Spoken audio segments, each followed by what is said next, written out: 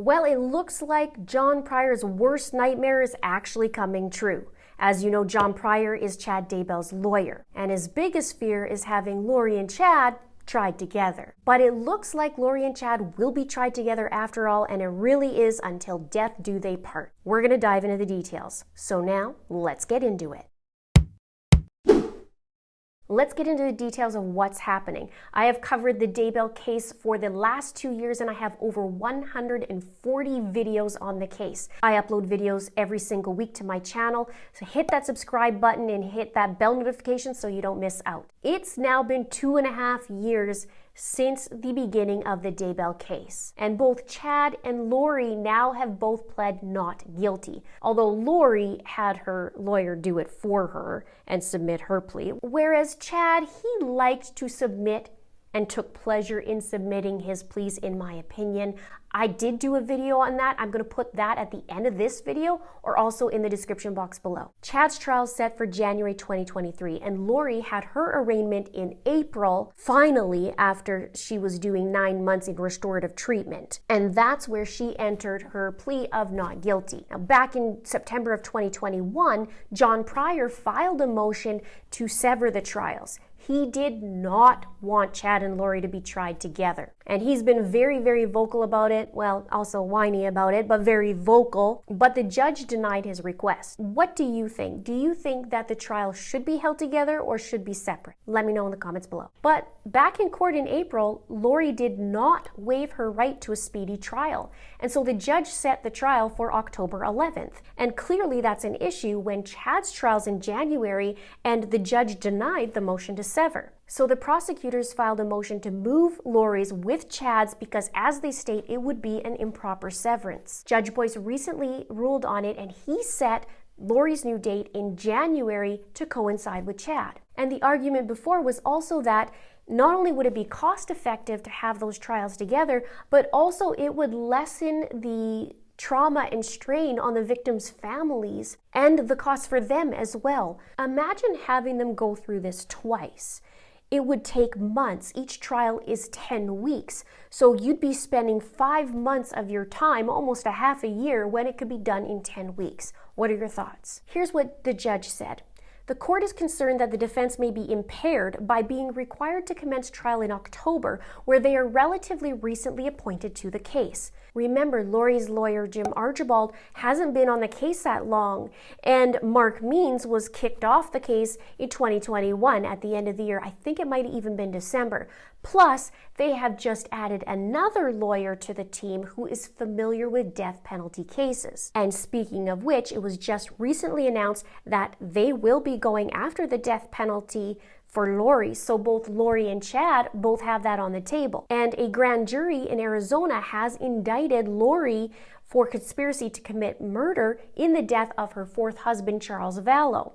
But what they're going to do is they're going to first deal with the charges in Idaho, and then they deal with Arizona. Some of the factors that they mentioned regarding the death penalty for the murders of JJ, Tylee, and Tammy are the fact that each of these murders was especially heinous, atrocious, or cruel, manifesting exceptional depravity. The murders and evidence surrounding them showed the defendant exhibited utter disregard for human life.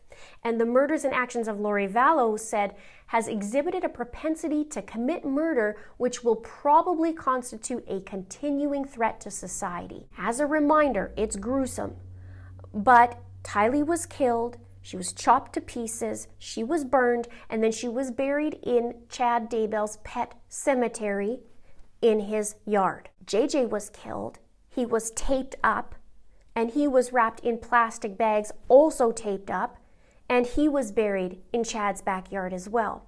And Tammy was killed right in Chad's presence. He said that she died peacefully in her sleep, and without a blink of an eye, she was gone. And she was killed for money and lust, in my opinion. One after another were killed, and Brandon Boudreaux would have been killed had it not been for the fact that the bullet missed his head by inches. And the bigger question would be, who would have been next had they not been caught? Back to Lori's lawyer, Jim Archibald, he says that Lori's mental health is extremely complex and fragile. And it's said that Lori does understand that by postponing this trial, it will give her defense more time to get ready for it. She's going to need all the help she can get in this case, don't you think? But these details, they are going to be horrific. So buckle up. In a recent hearing, we saw Lori attend, and she was smiling, I swear to you, like she was in a talk show, not actually in a hearing. Kind of like when she was on Wheel of Fortune. I half expected her to do I really do think that this is going to be the trial of a century. Speaking of which, I did do a video about a woman named Lyda. They called her Flypaper Lyda, and I did a comparison to Lori, which was very eerie. Lyda went on a killing spree, and there are some eerie parallels to Lori, almost like Lori's the copycat. And an interesting fact, Lyda was actually the first female serial killer in Idaho, and she even got arrested in Hawaii, just like Lori, and had several husbands. In fact, she had 7, but Lori got caught before getting to that number. If Lori is found guilty and Chad, then they are no longer the doomsday couple. They're going to be called serial killers.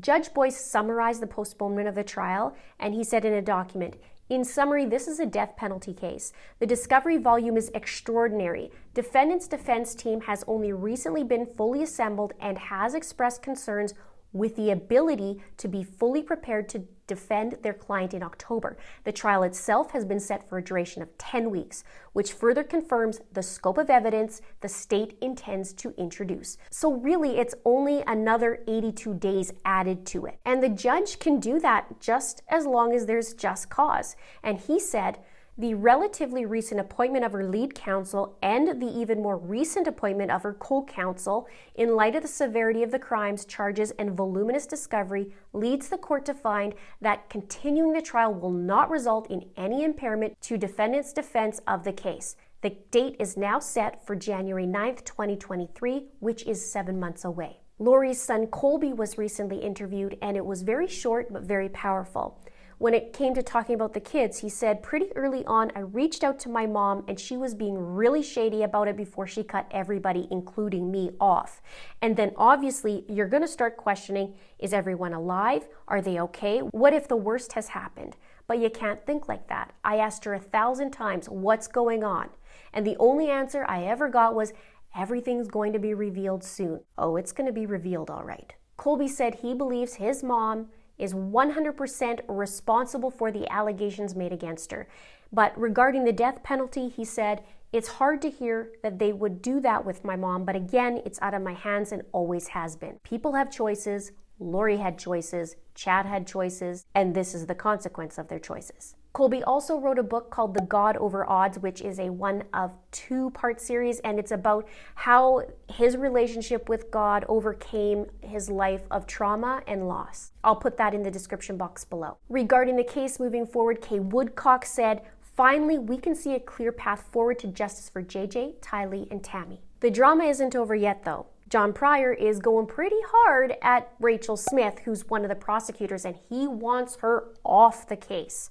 Stay tuned for what happens there. Check out my Lyda video here and the eerie similarities between her and Lori. And if you really want to know about their secret society that they formed, check out my video here. Please subscribe if you haven't done so already. Don't forget to like. It tells the algorithm that you want more of this. And also share this out where you can. Thank you so much for watching. We'll see you soon. Judge Boyce postponed.